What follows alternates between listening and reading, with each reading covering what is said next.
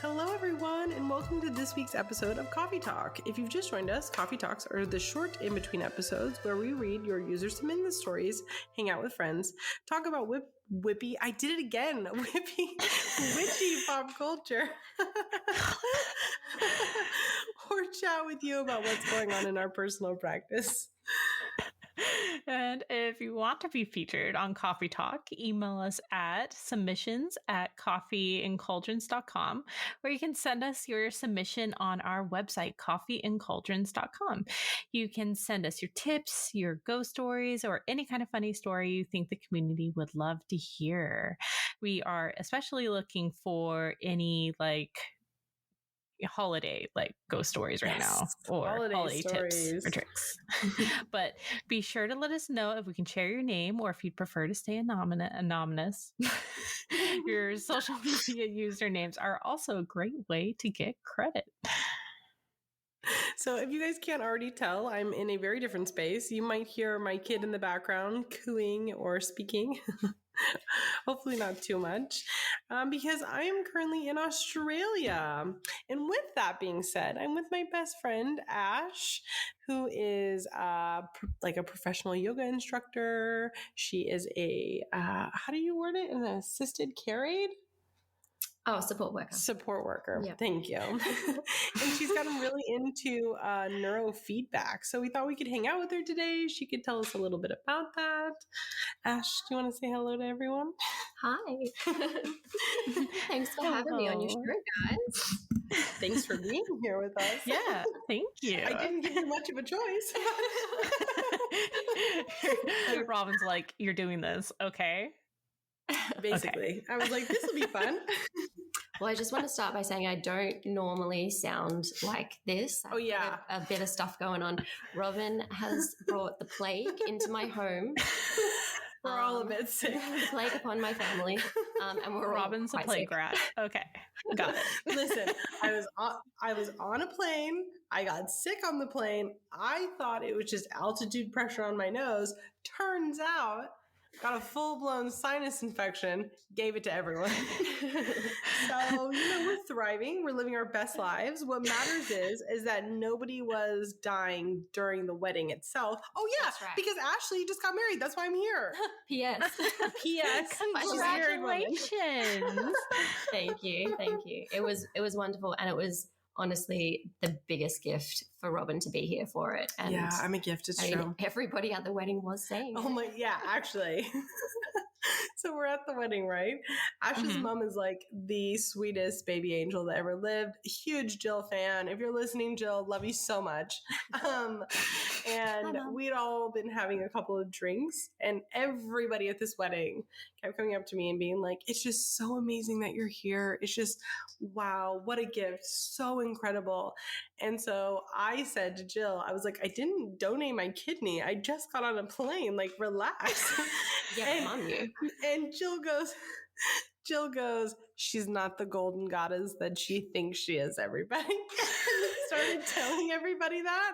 And it was so funny. And here's Robin in her gold sequin jumpsuit. Exactly. That was why she called it golden. I'm sticking out like a sore thumb with my super metallic outfit, and everybody's walking up to me going, it's just so amazing. You're so incredible for doing that. And I'm like, it was a great speech, amazing speech, got a few laughs. Yeah, it was a good time. It was. I had a great time. It was a beautiful wedding too. Yeah, it was great. I got to make fun of her now husband's career. I got to call him a mermaid, which was so fun. I just really 10 out of 10. Would do again. Yeah, it was a big love fest. Yeah, it was huge love fest. So yeah, totally sidetracked on that, but that's fine. We're on a coffee talk. Yeah. So will I do my little intro now? Yes. Oh yeah. Introduce yourself. Now that we've told everyone that you got married. Yeah. So I'm a yoga teacher. I'm an aerial yoga teacher.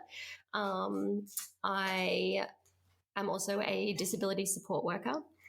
I am studying counseling, and I'm a trained neurofeedback technician as well. And each of those things has sort of led into the other. which has been amazing. So it's been quite a journey to get to where I am now in my career. And I feel like, I'm at a stage where I'm just really enjoying what I'm doing, and all the pieces are coming together, and I love it. So I sort of use the aerial yoga with the neurofeedback with clients, as well as obviously the counseling in the future is going to create a really holistic experience. Yeah, because if you think I'm crunchy, you should meet Ashleigh. Honestly, that sounds amazing. Like, sign me up. She does brain scans. How fun is that? Yeah, so neurofeedback is basically kind of think of it like brain gym.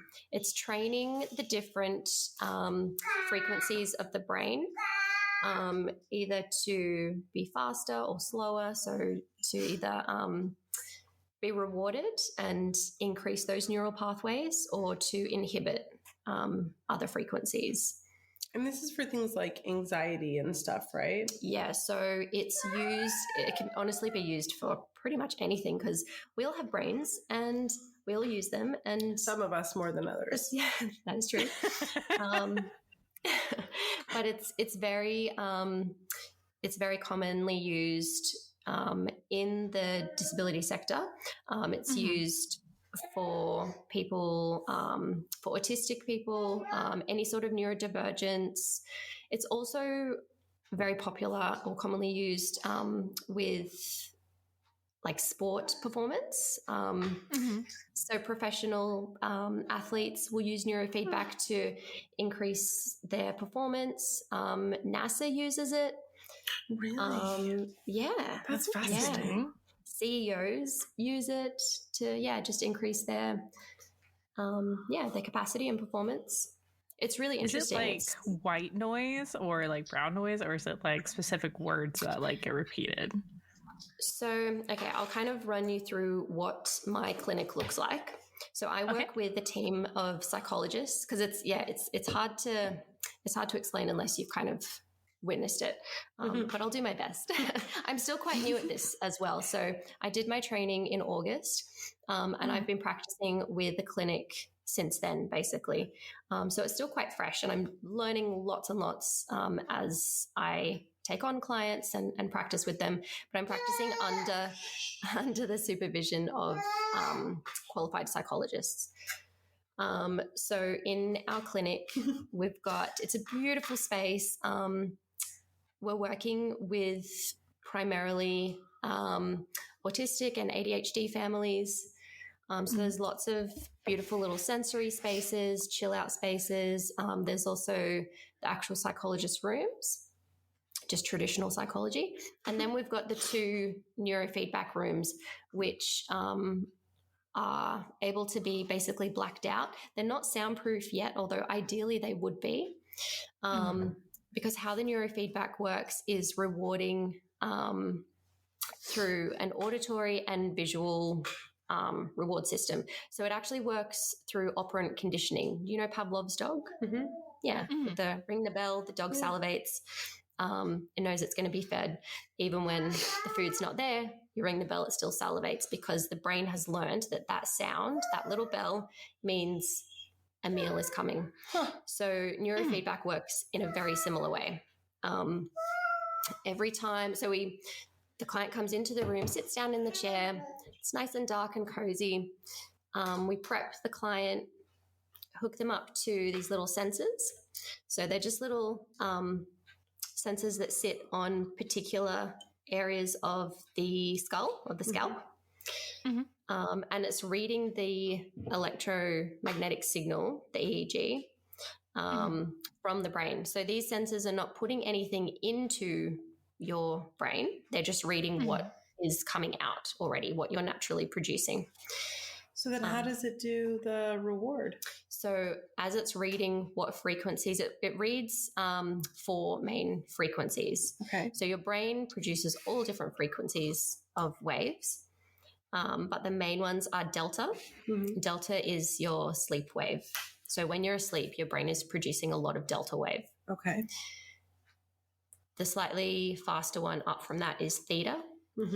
Theta is also a sleepy wave, but you do produce some theta when you're awake. It's one that you produce when you meditate or you're sort of just drifting off to sleep in those early stages of sleep.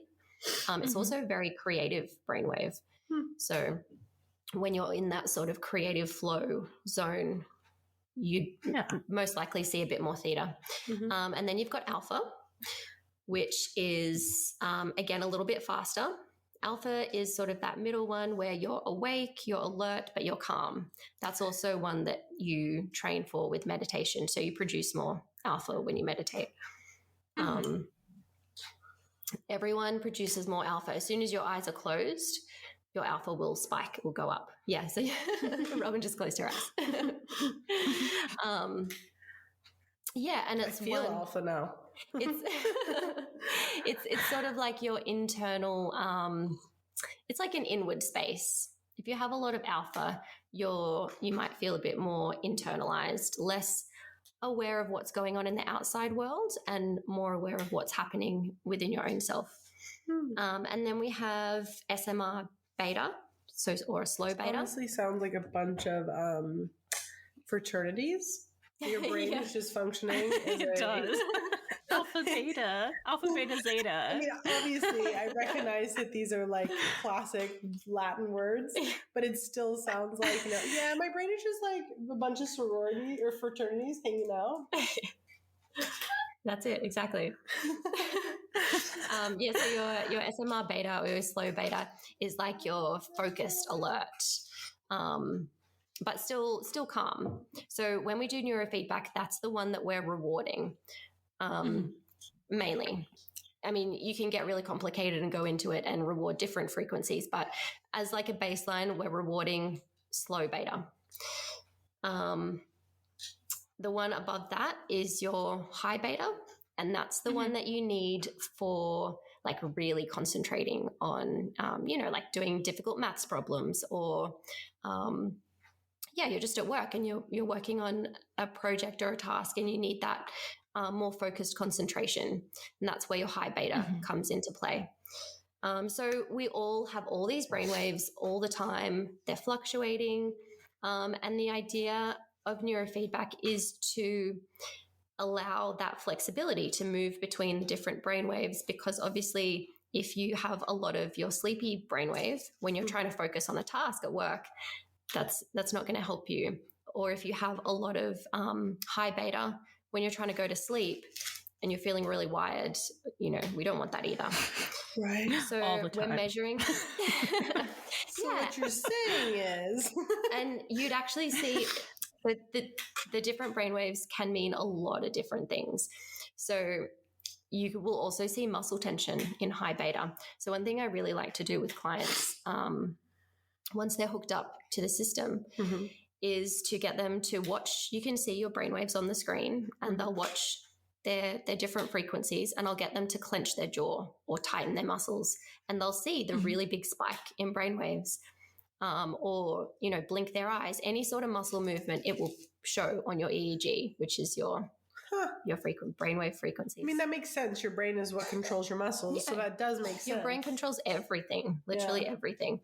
So it's really fascinating. And there's so much. I want to do this while we're here. I want to get my brain So that's why like scanned. meditation and like staying still and loosening your muscles and stuff like that can aid like anxiety and making you like chill out. Absolutely. Yes. Yeah. So with neurofeedback, when we're rewarding a certain frequency, which is that slower but still alert, calm but alert frequency, we're so it's rewarding with the beep. So again, coming back to Pavlov's dog, that operant conditioning. Right. Every time your brainwave is within a certain, so your SMR, that beta one that we're training, it's within a certain threshold.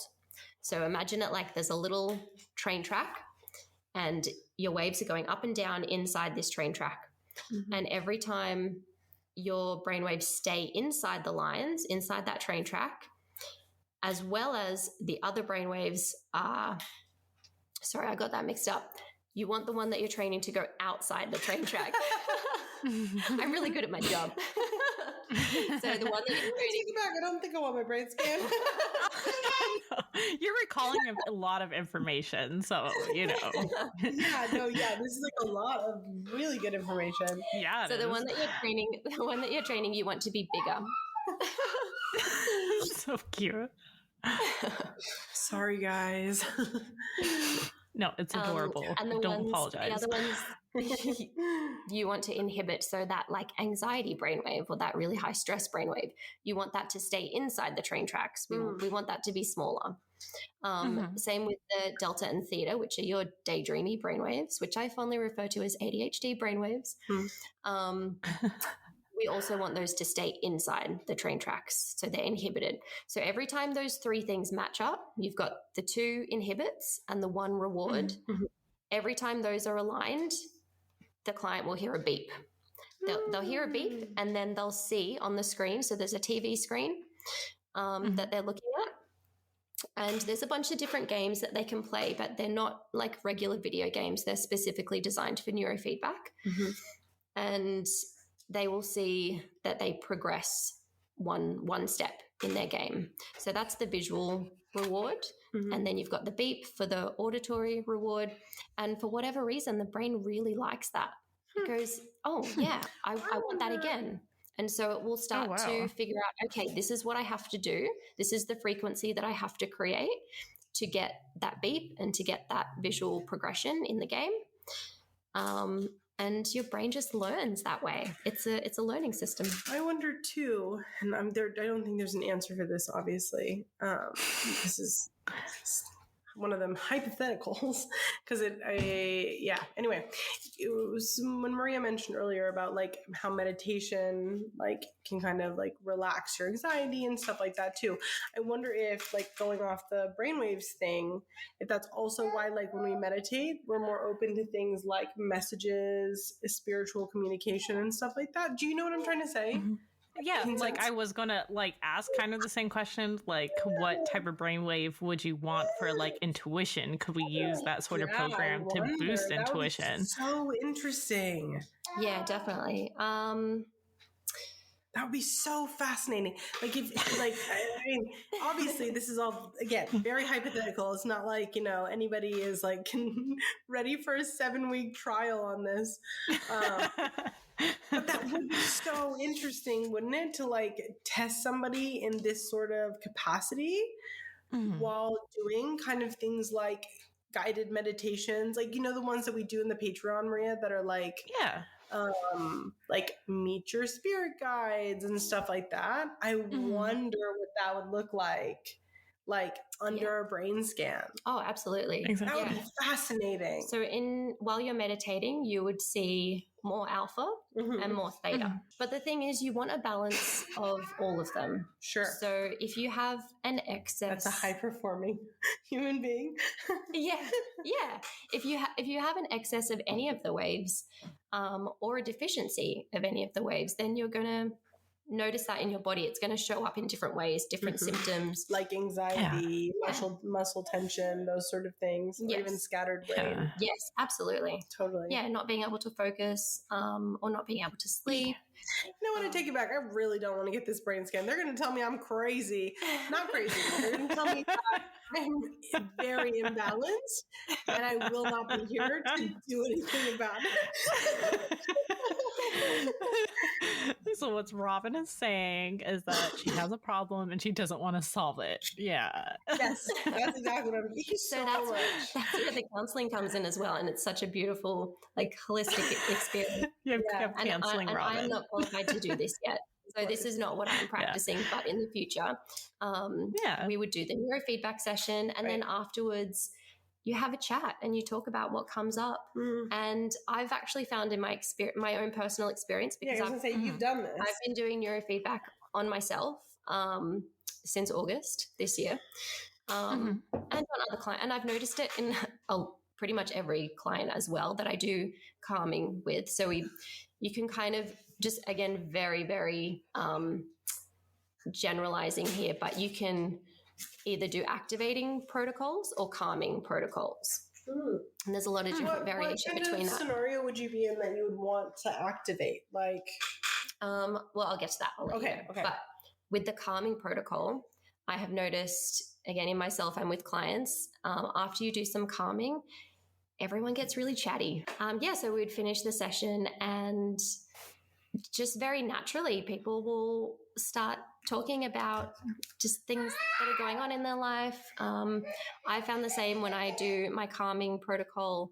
I'll talk to my colleagues for ages afterwards, and we'll get into some really,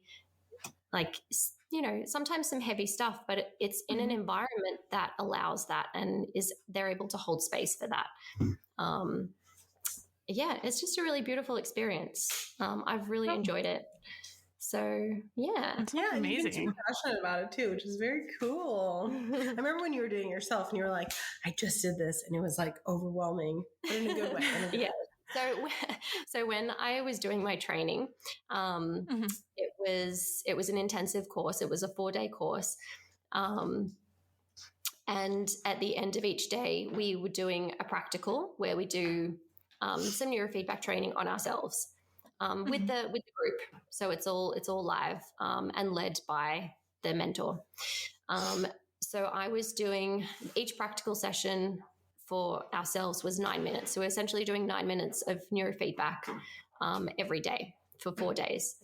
I've since learned that my system is very sensitive to neurofeedback and only needs about 3 minutes at most, at least initially. I've sort of built up more of a tolerance to it, which is what happens. She was naturally. zooted. She was completely zooted at the end of each thing. And I was also she would like send selfies afterwards, and you can, like when somebody has like that glazed over look in their eye where they've just like are processing a lot.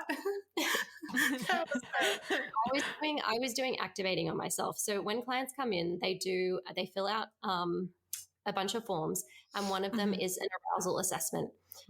It's not what you think it is. I do think Valentine. It is what I think it is, but anyway. So when we're talking about arousal levels, we're talking about that activation or calming, the opposite of activation.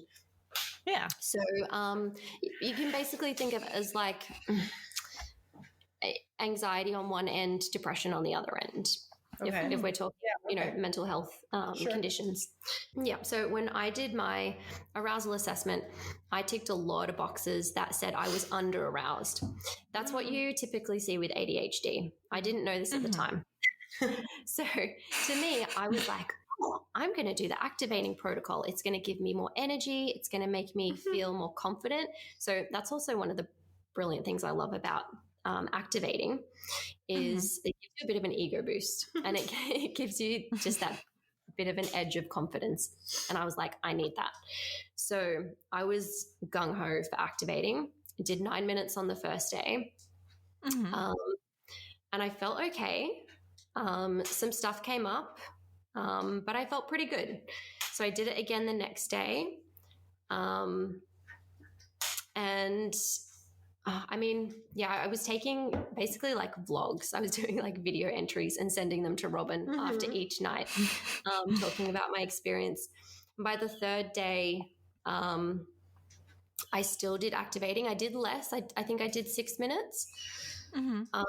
But after that, I had a really bad reaction to the activating. I had overloaded my system because what I didn't recognize was the amount of anxiety that I actually have and was ignoring because I also dissociate.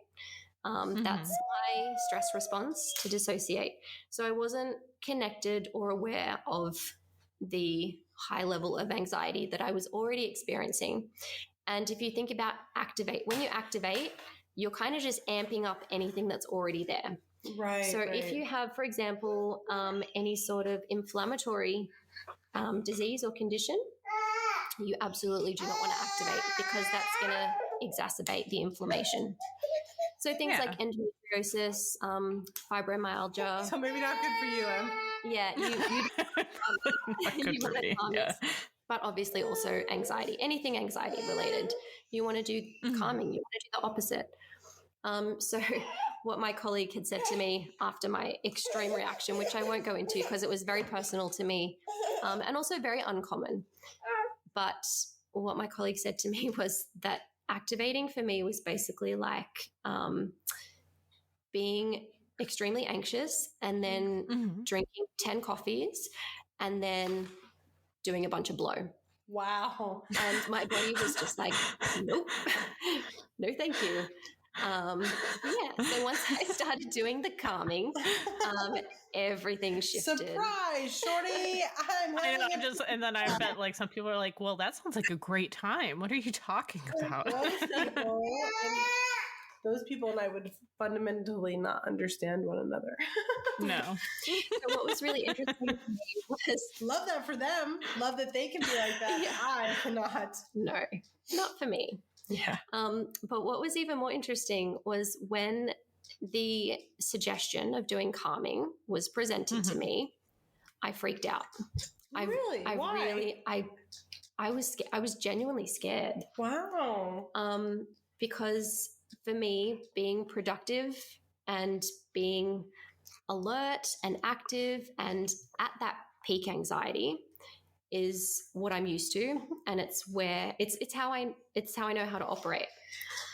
So I'm feeling myself get called out with this. Yep. Yep. Yeah. No, Robin 100%. Robin thrives in anxiety. Yeah.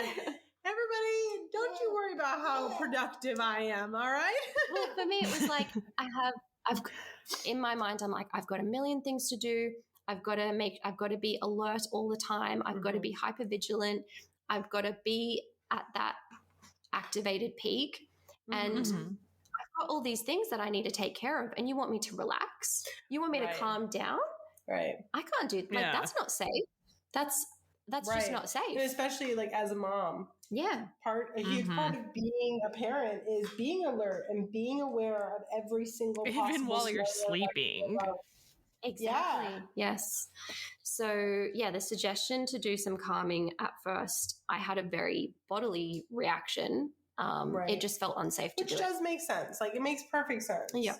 But then I did it. I took it really slowly.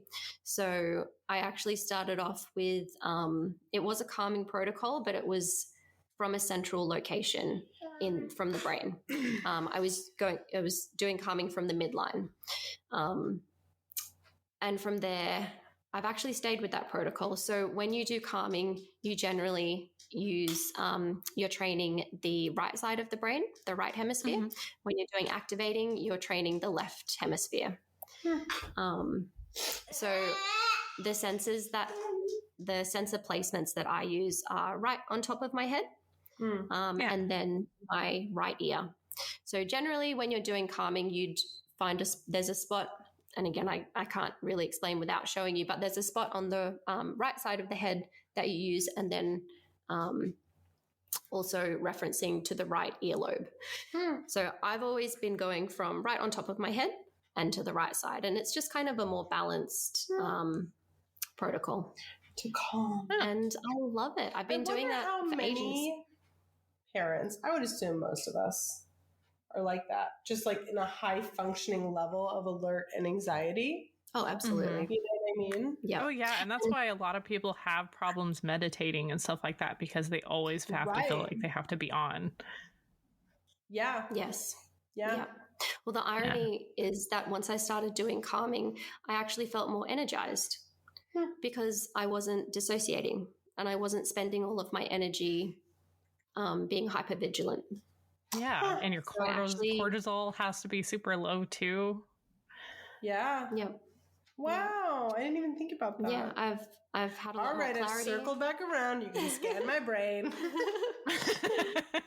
I actually really wanted to have Robin hooked up to the EEG for this episode, but it didn't work out. But eventually, but then life got in the way. You should do videos. And we can post them to Coffee and Cauldrons. Oh, that would be fun. We could put it on Patreon. We could. Yeah, that would be fun. Right.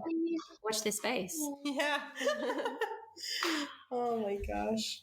Well, that's cool. I mean, okay, so I have a question for you, because I do know that you do things like meditating all the time. I literally watched you doing it in the bus on the way to your wedding. Yeah. So, I was actually thinking about sitting in the chair in the clinic and visualizing those calm brainwaves and activating those neural pathways. I'm like, I know they're there. I've trained them. I've trained them up. I know they're there. I just need to access them. So, have you found since you started to do this that there is a bigger space for you in terms of meditation? That is easier, or? Yes and no, because I'm more aware of it. I feel a lot more aware of myself and what's going on around me and my own fluctuations. But I am still very new at it. Sure. And like any sort of training, like when you're going to the gym and training a certain muscle or whatever, it takes time to build up. Yeah. And it wears off after a little while. So when you go for a neurofeedback session, whether it's 3 minutes like I was doing, or 10 minutes, or even, 20, 30 minutes, some clients do.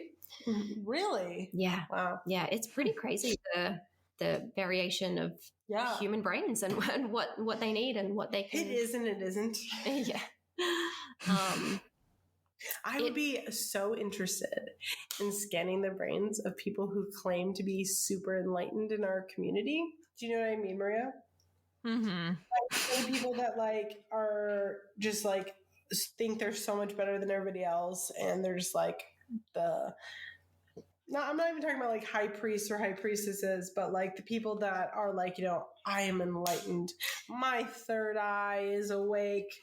I would be so curious to know what's going on there. It's funny because that's a really common question that comes up. People asking, oh, well, can you detect narcissists or sure, yeah. People with huge egos or that sort of thing? Short answer is no, you can't. I would so even beyond that sort of thing. Yeah.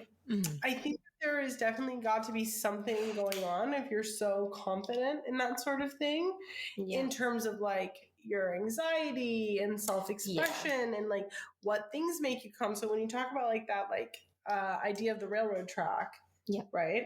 I wonder where they would fall in that kind of spectrum and what's kind of deeper going on there, because we all know they're not enlightened. Actually, enlightened people don't have to tell you they're enlightened.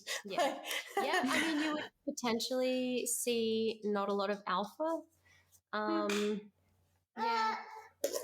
Maybe not. You'd see more of those higher brainwave, faster brainwaves. Sure. But there's so many different things that it can be. There's so many factors. Absolutely. Yeah. I would just a curious. Yeah. A curious thought. But I definitely want to see that video of Robin hooked up. That would be amazing. Yeah. I think we're going to have to try to make that work somehow. We'll find some time. I would do it. But yeah, coming back to meditation, you do see increased theta, which is that, I call it the daydreamy brainwave. Increased theta when you're meditating, or when there's visualization or just that deep thinking. You see more theta. Also in yoga nidra, which is, I don't know if you guys are familiar with yoga nidra. It's like that, it translates to yoga sleep, which is a type of meditation. It's an awake meditation, but with eyes closed, and it's sort of the in-between space between awakeness and asleep. That's cool. So you see a lot of theta there. The limbic system operates on theta waves. And your limbic system is connected to your emotions, your memory. So more of that intuitive space you guys were talking about. Yeah. That makes sense. Okay, well, wrapping it up then, if people wanted to look more into this sort of thing, could you give them kind of a direction to point to where they could if I were going to Google it, I'm listening right now, I don't have any resources, what would I look up to kind of get more information about this? Look up NIA. Okay. The Institute for Applied Neuroscience. And I'll put this in the caption as well for people listening. Yes. There's some really good resources out there just online. If you search for neurofeedback, obviously, I mean, you guys know how to look for good sources. I've never I've got no I've idea. never looked up something in my entire life.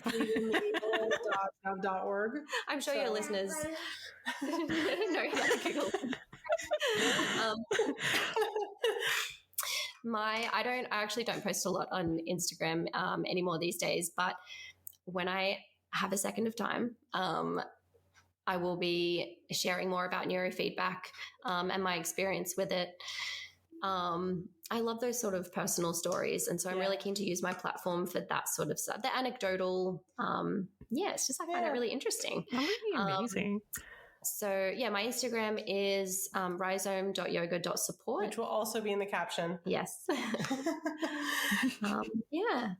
it, really. Amazing. Thanks for being here with us. Yeah, that was really interesting. I didn't know about any of this. Yeah, it's so fascinating, right? Yes. Now I'm like, maybe I should get something done for my ADD and my anxiety. But she did say about the endometriosis. So tread carefully. Yeah, but I mean, your feedback can help with those endo symptoms as well. Oh, that's what I would start with. Yeah. Yes, please. Yeah, I'll do anything. Well, thank you all so much for joining us this week for Coffee Talk. We hope that we will see you next week for our regular episode. And thank you, Ash, for being here today. Thank you. You can check out our website for links to our submission forms, or you can shoot us an email at submissions@coffeeandcauldrons.com to tell us any ghost stories, witchy stories, tips, or topics that you think that the community would love to hear. And as always, if you enjoy Coffee and Cauldrons, please take a moment to review us on Apple Podcasts. Or if you want to support us directly, consider joining us on Patreon, where we share articles, special Part 2 exclusive episodes, a Spell of the Month box, a class, and a Discord. There's so much happening over there, guys.